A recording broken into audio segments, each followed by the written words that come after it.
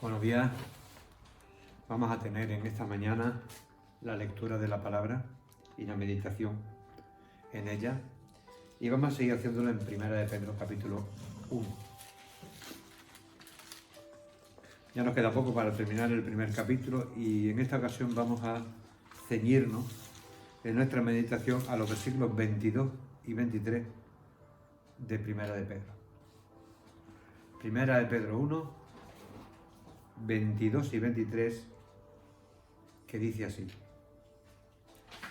habiendo purificado vuestras almas por la obediencia a la verdad, mediante el Espíritu, para el amor fraternal no fingido, amaos unos a otros entrañablemente, de corazón puro, siendo renacidos,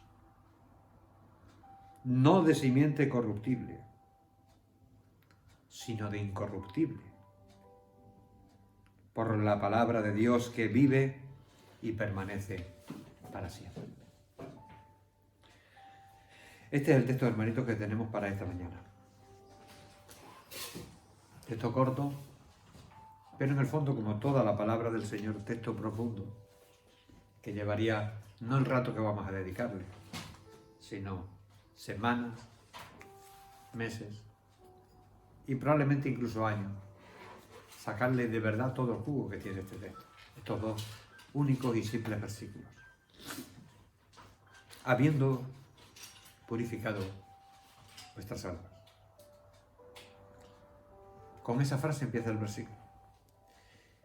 Y esa frase nos habla de una realidad y nos habla de un pasado.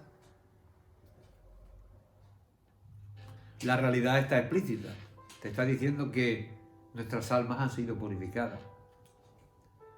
Y el pasado está implícito. Si han sido purificadas, era porque previamente no lo estaban. Previamente esa realidad no existía. Y ciertamente, en algunas personas, por la gracia de Dios, ha habido a lo largo del tiempo dos realidades completamente distintas. Ha habido dos realidades completamente diferentes. Y digo en algunas personas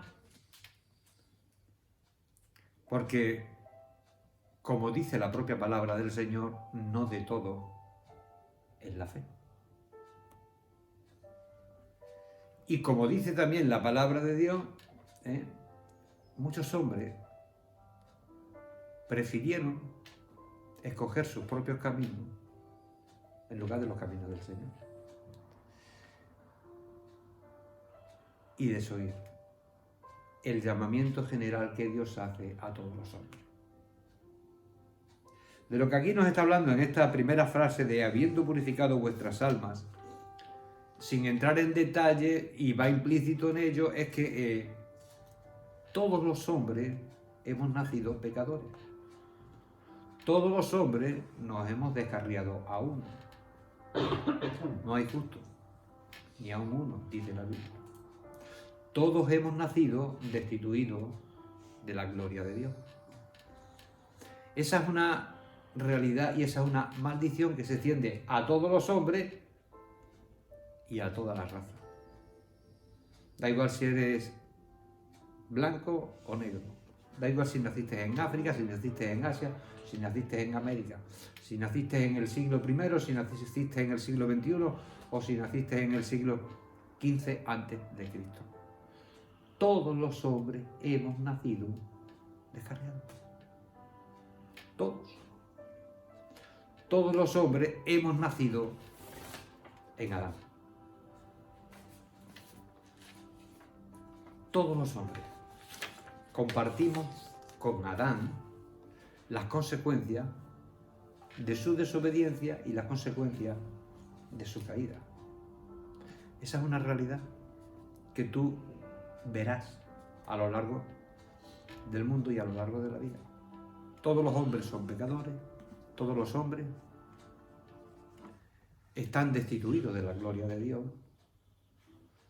Todos los hombres viven esa realidad del pecado. Como os decía, hay una realidad. Todos los hombres nacen en condenación. Todos los hombres nacen en pecado. Todos los hombres nacen bajo maldición. Todos los hombres viven sin esperanza y sin Dios en medio del mundo. Unos viven toda su vida en esa situación. Otros viven una etapa de su vida en esa situación. Pero es la realidad. El versículo 22 habla de que hay algunos en los que se dan las dos realidades, cada una en su momento, habiendo purificado vuestras almas. ¿Por qué esos han sido llamados por el Señor? ¿Acaso eran más listos que los que nunca quisieron aceptar al Señor? ¿Acaso eran mejores? ¿Acaso tenían alguna cualidad que los que no han creído no tenían?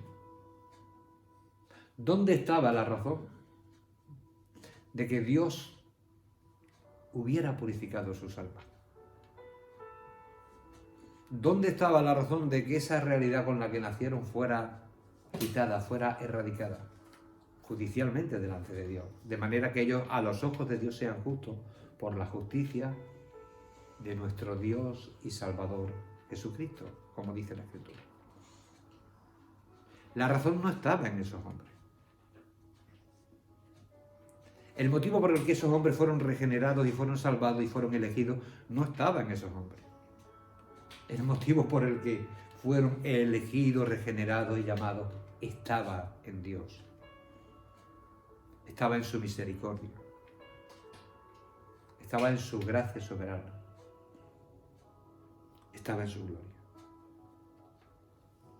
El hombre ha nacido en pecado, ha nacido bajo maldición.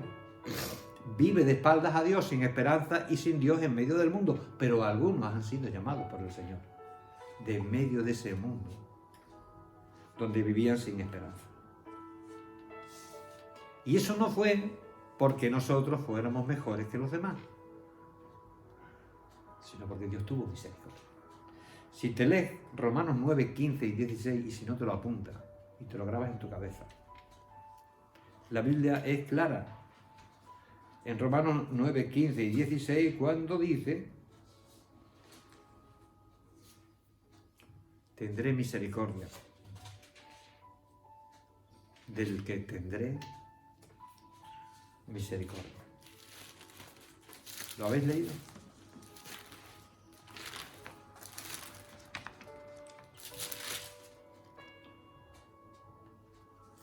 A Moisés dice: tendré misericordia del que yo tenga misericordia, y me compadeceré del que yo me compadezca. Así que no depende del que quiere ni del que corre, sino de Dios, que tiene misericordia. Dios no tuvo misericordia de nosotros porque nosotros fuéramos más listos, más dignos, menos indignos, o hubiera visto alguna cualidad en nosotros. Dios tuvo misericordia de nosotros porque Él es soberano. Porque Él, que ha hecho toda su creación, tiene el derecho, salvaguardando su justicia y su santidad, de dar el destino a cada ser que Él cree el mejor. Dios es siempre un Dios justo. De manera que Dios obró en uno para mostrar su justicia vindicativa, para mostrar que Dios es un Dios que castiga, que Dios es un Dios que hace justicia, y en otro para mostrar que Dios es un Dios que tiene misericordia. ¿Y cómo ocurrió eso? ¿Cómo fueron purificadas nuestras almas? Nuestras almas fueron purificadas por la obediencia a la verdad. La obediencia a la verdad es Cristo Jesús. Él ya lo dijo claramente. Yo soy la verdad, yo soy la vida, o yo soy el camino. Él es la verdad. La verdad no es simplemente una realidad, la verdad es una persona. Cada uno de nosotros ha sido llamado a la vida mediante la obediencia a la verdad. Mediante la obediencia a la verdad que al final se resume en la aceptación del mensaje de Jesucristo. De que nosotros somos pecadores. De que Él es el Cordero que Dios ha provisto. Y de que creyendo en su nombre nosotros tenemos el perdón de los pecados, la vida eterna y la adopción de Dios. Nosotros hemos purificado nuestras almas, o fueron purificadas nuestras almas, porque obedecimos la verdad. Pero ese no es mérito tuyo ni es mérito mío. Para nada. Porque nosotros, por nuestra propia naturaleza, por nuestros propios gustos, por nuestros propios deseos, siempre vamos a estar huyendo de Dios. Siempre vamos a estar temiendo a Dios. Siempre vamos a estar reticentes a Dios y escondiéndonos de Dios. Porque somos lo que somos y porque somos como somos. Esa obediencia a la verdad, Dios la ha producido en ti y la ha producido en mí. La obediencia, tu obediencia y la mía, reconociendo que somos pecadores, tu obediencia y la mía, reconociendo que Dios ha provisto un cordero, tu obediencia y la mía, reconociendo a Jesús como Señor y Salvador para poder tener vida eterna, no fue obra nuestra. Fue la obra de Jesús, el Señor. El libro de los Hebreos dice que Jesús es el autor y el consumador de la fe. Y el libro de Juan dice que ninguno de nosotros creyó por sí mismo. Ninguno. Todos creímos porque Dios generó la fe en nuestras vidas. Los hijos de Dios no son engendrados de sangre, ni de carne, ni de voluntad de varón, sino de Dios. Es Dios quien obró. ¿Y cómo Dios obró? Habiendo purificado vuestras almas por la obediencia a la verdad, mediante el Espíritu. El Espíritu dice la Biblia que no sabes de dónde viene ni a dónde va. A veces no sabes ni siquiera en quién obra y en quién no obra. Y desde luego nunca sabes cómo obra. Primero, porque Dios es tan suficientemente original como para obrar en cada uno de una manera diferente, pero buscando el mismo fin, la gloria de Dios, la gloria de Cristo y la salvación del hombre, mediante el Espíritu. Tú y yo creímos no porque quisimos creer, no porque se nos ocurrió creer, no porque fuimos muy inteligentes y vimos lo que había. Tú y yo creímos porque el Espíritu de Dios hizo su obra en nosotros. Porque si no, sin el Espíritu de Cristo, nadie es de Cristo. Sin el Espíritu de Cristo, nadie cree en Cristo. El ministerio del Espíritu Santo es precisamente señalar a Cristo, glorificar a Cristo, exaltar a Cristo y convencer al pecador de que en Cristo Jesús hay vida y vida eterna. De manera que toda la obra de la salvación en tu vida, de principio a fin, es no tu obra ni la mía, sino la obra de Dios. Sí hay una realidad a día de hoy, a ti que has creído en Cristo Jesús, aunque no seas perfecto y aunque no lleves una vida perfecta, hay una realidad Fue cambiado tu pasado. Fue perdonado tu pasado. Ahora hay otra realidad. Que has purificado tu alma, o ha sido purificada tu alma por la obediencia a la verdad mediante el Espíritu Santo. Todo es la obra de Dios de principio a fin, para que Él en todo momento reciba la gloria de principio a fin. Y para asegurar que esa obra de Dios no se va a quedar a media. Porque si algo es el hombre, es inconstante. Y si algo es el hombre, es incapaz. Sabemos en nuestra vida personal, sabemos en la vida de los demás, que muchas veces las personas toman decisiones que no son capaces de llevarlas al final. Que no son capaces de llevarlas a la práctica. Unas veces por falta de voluntad. Otras veces por falta de medios. Otras veces por falta de apoyo. Otras veces por falta de circunstancias que lo hicieran posible. Lo cierto es que el hombre propone, pero no siempre es capaz de disponer. Por eso es Dios el garante de nuestra salvación. Es Dios el garante de su obra en nuestra vida. Es Dios quien obra en nosotros mediante el Espíritu. Mediante el Espíritu Santo. Pero Dios obra con un porqué. Dios obra con un sentido. Dios obra con un propósito. Dios creó esta creación y si tú te fijas, todo tiene su propósito. Los árboles, los frutales, las hojas de los árboles para la creación del oxígeno, el mundo dando vueltas en el espacio, los animales pequeños, los animales grandes, todo tiene un propósito. Todo es bonito, pero todo es necesario, no hay nada de adorno. Bien, todo tiene un propósito en la obra de Dios. Y si eso es así en su creación normal, imagínate en el sumum de su creación, en el máximo de su creación, que es el hombre, que es el ser humano.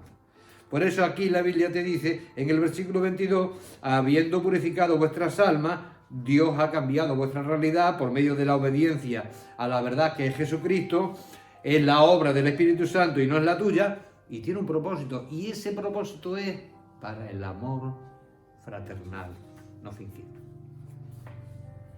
Si algo caracteriza al cristiano, si algo debería caracterizar al cristiano, es el amor. Eso no quiere decir que el cristiano vaya a llevar una vida perfecta de amor. Porque el amor, por ejemplo, del que habla Corintios, 1 de Corintios 13, que es el amor perfecto, que es el amor sublime, que es el amor tremendo, que es el amor que lo llena todo. Ese es el amor de Dios por el cristiano. Ese es el amor de Dios por su pueblo. Ese es el amor de Dios por sus criaturas. Ese es el amor al que nosotros estamos llamados, pero no necesariamente es el amor al que nosotros continuamente estamos llegando. Porque hay en nosotros dos realidades. La realidad de la santidad, la realidad del hecho de ser hijos de Dios, la realidad de haber sido adoptados en Cristo Jesús y ser participantes de la naturaleza divina, y al tiempo la realidad de ser pecadores y tener que confesar lo que decía San Pablo. Yo hago lo que no quiero y lo que quiero no soy capaz. Pues bien, Dios nos ha llamado a el amor fraternal no fingido. ¿Sabe lo que caracteriza al cristiano? El cristiano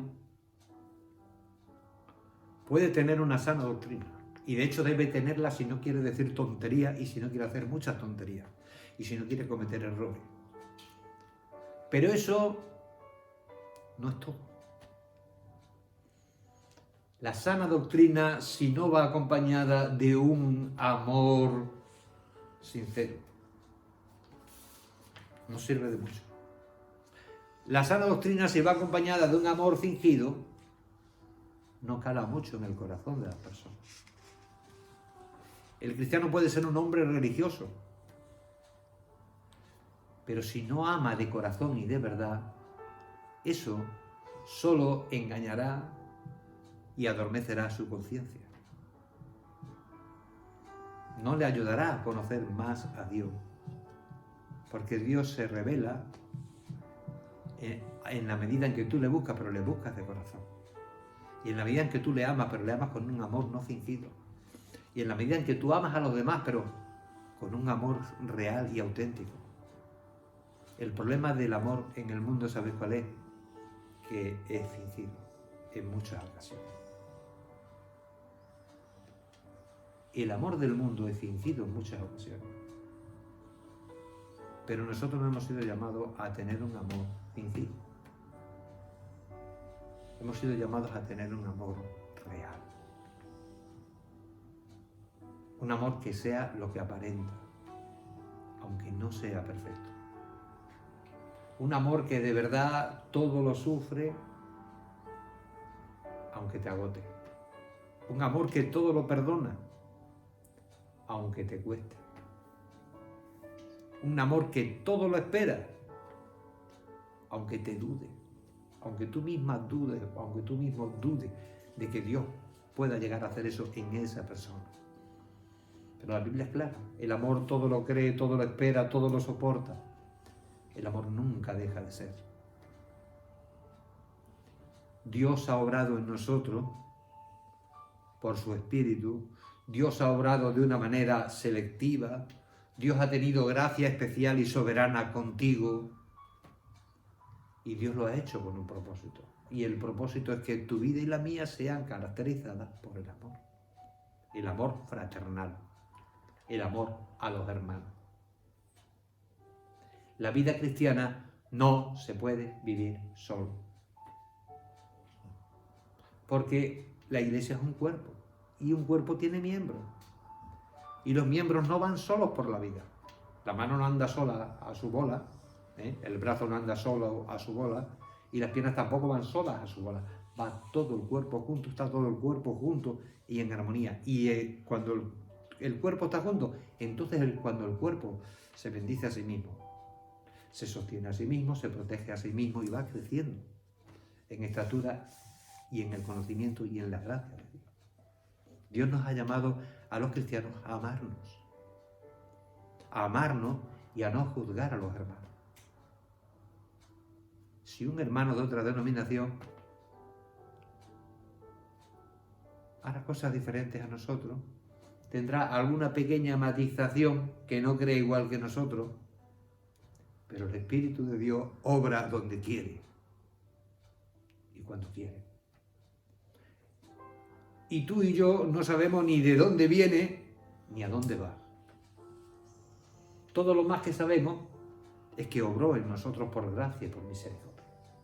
Y lo mismo está obrando en el otro, a pesar de sus limitaciones. De manera que nosotros, los creyentes, los cristianos, los hijos de Dios, aquellos que creemos en el nombre de Jesús como Señor y Salvador, no estamos llamados a juzgar a los demás, sino a amar a los demás, con un amor fraternal, no fingido, de corazón puro. ¿Y eso por qué? Versículo 23. Porque hemos sido renacidos. Siendo renacidos. Volvemos al comienzo. Volvemos al comienzo de esta meditación, de este texto. Aquí está ahora claramente expuesto, bueno, lo que se afirma en el comienzo del versículo 22. Siendo renacidos, nos está hablando de que en algunas personas en este mundo ha habido dos nacimientos. Dos nacimientos. La realidad de que haya dos nacimientos en una persona implica que solo habrá, si acaso, una muerte. Pero si una persona solo ha tenido un único nacimiento, la realidad será que tendrá dos muertes. Aquí dice siendo renacidos. El creyente, el Hijo de Dios, nació un día en la carne, bajo la maldición de Adán. Pero hubo un nuevo nacimiento, obra del poder del Espíritu de Dios. Por eso ahora, si acaso, solo tendrá una muerte, porque está justificado y está salvado por la eternidad. Y digo si acaso porque toda generación en la Iglesia a lo largo de la historia ha vivido con la ilusión, con la esperanza, casi mucho con la certeza de que el Señor vendría en su momento. Y se dilata y se dilata y se dilata, porque como dice la Biblia, no es que Dios retarde su promesa, es que Dios está dando tiempo para el arrepentimiento, siendo renacidos. La Biblia dice claramente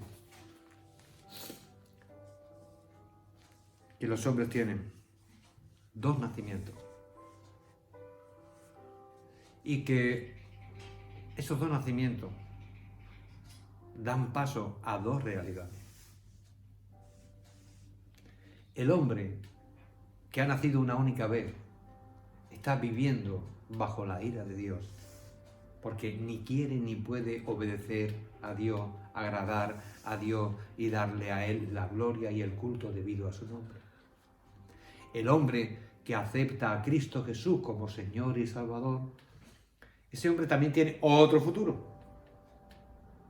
Pero tiene otro futuro, ¿por qué? Porque por gracia y misericordia ha aceptado el nombre de Jesús como Señor y Salvador de su vida. Nosotros debemos dar gracias al Señor porque por pura gracia y misericordia somos lo que somos. Y hemos creído en el nombre de Jesús. No había ningún mérito en ti, ni en mí, ni en nuestra familia, para que fuéramos llamados a la vida. Todo fue por gracia y misericordia soberana de Dios. Todo.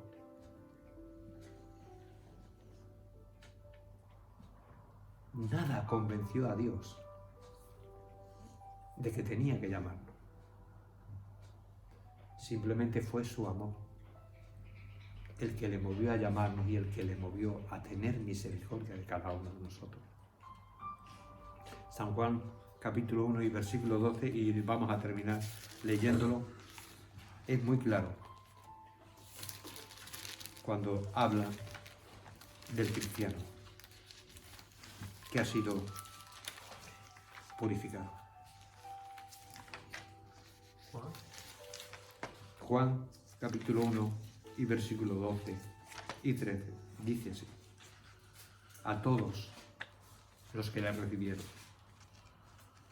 a los que creen en su nombre, les dio potestad de ser hechos hijos de Dios. Y hablando de los méritos y hablando de las circunstancias y hablando de las razones, aclara: los cuales no son engendrados de sangre, no es por una línea directa familiar, ni de voluntad de carne, no es porque la persona haya querido, ella voluntariamente, personalmente, aceptar al Señor, ni voluntad de varón, no es por ninguna causa que el hombre, sino de Dios. Todo fue de Dios. Tu salvación y la mía, y la obra que Dios tiene para hacer en nuestras vidas, es desde el principio hasta el final la voluntad de Dios, la iniciativa de Dios, la obra de Dios, para la gloria de Dios y, sin embargo, para la bendición de cada uno de nosotros. En el nombre de Jesús. Amén. Amén.